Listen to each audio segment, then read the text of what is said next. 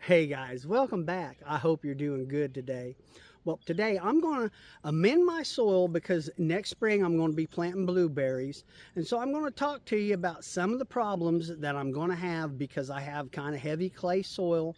And then I'm going to show you what I'm doing to overcome these problems. Now, if you're thinking about getting ready for blueberries next spring, one thing you need to understand is it actually takes about 7 to maybe even 10 years for them to fully mature. So if you're picking a spot out, you want it to be full sun. And by that, I mean at least 6 to 7 hours of daylight. And then you want to plant them, depending on the type, at least 3 to 4 feet apart. Now, I'm not even for sure what kind I'm going to plant yet, so I just went ahead and I made my holes 4 feet apart.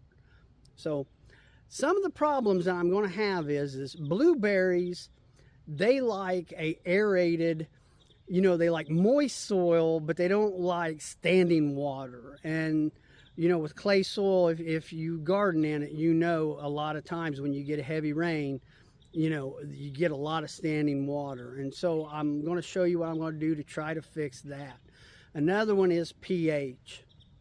Now, blueberries like somewhere around a 4.5 to a 5.5. Well, clay soil is just naturally alkaline, and so you always want to do a soil test before you do any amending, but mine runs between a 7 and an 8. So I've got to amend that. And then finally, the kind of fertilizer that I'm going to use, because if you look at a chemical fertilizer, it is a very balanced fertilizer. And so I did a lot of reading on this, and they really don't recommend using manure. And they do say, an aged cow manure or an aged sheep manure, something like that, which I don't have any of that. So I'm going to show you what I'm going to do, I think, that will overcome, the fertilizer problem. So let's go ahead and we're going to get started.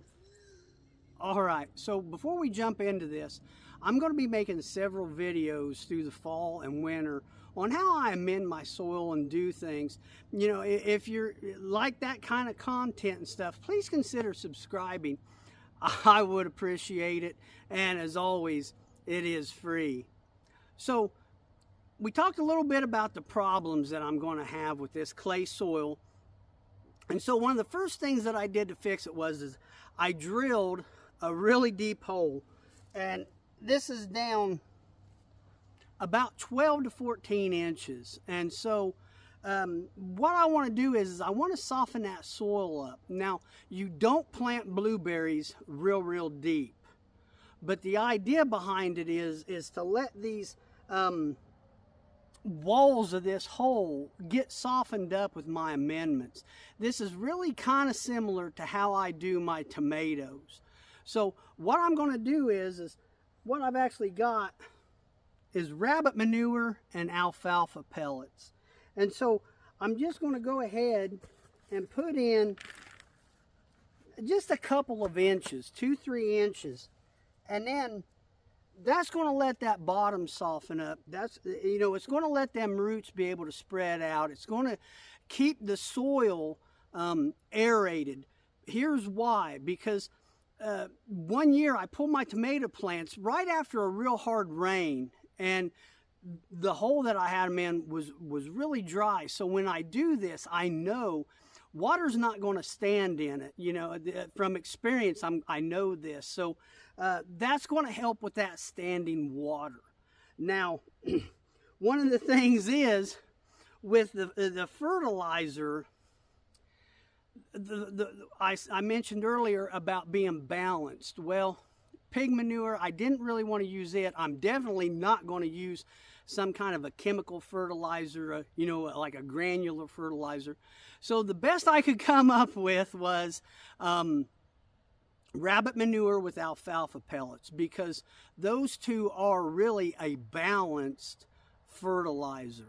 Now, one of the things you got to watch out for is blueberries don't like an excessive amount of nitrogen. Well, I learned again from my tomatoes the first year I planted them, the way I do now. I was worried that I was going to get excessive nitrogen, which I never did. And so I think by letting this set in here for months and months, I'm probably not going to plant these until April.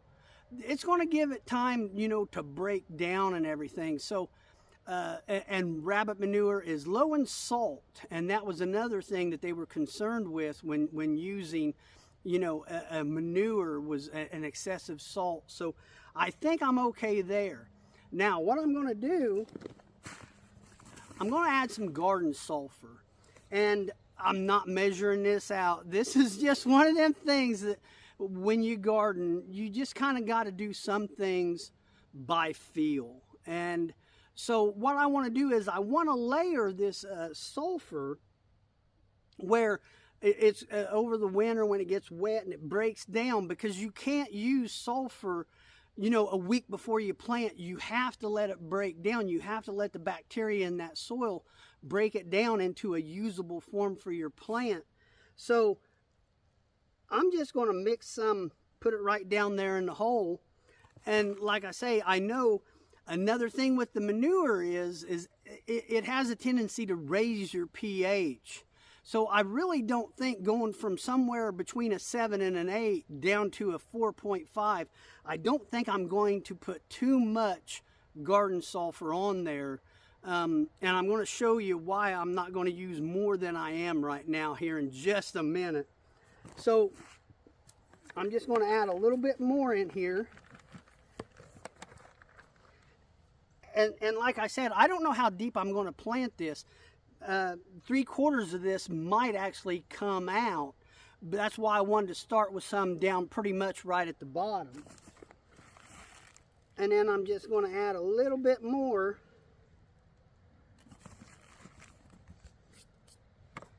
And then I'm going to fill that hole up.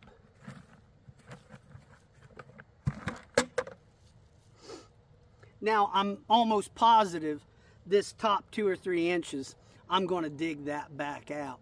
But what this is going to do is it's going to bring worms in here, and they're going to create, channels and stuff, which is going to help with drainage. It's going to help with aeration. You don't get that with a chemical fertilizer. And so I'm just going to leave it like that. Now, one thing I did do was I collected all the dirt that I dug out of the holes. And I'm going to go ahead and amend that. And I'm going to use garden sulfur and manure, maybe some hay, a carbon in there to help all that break down.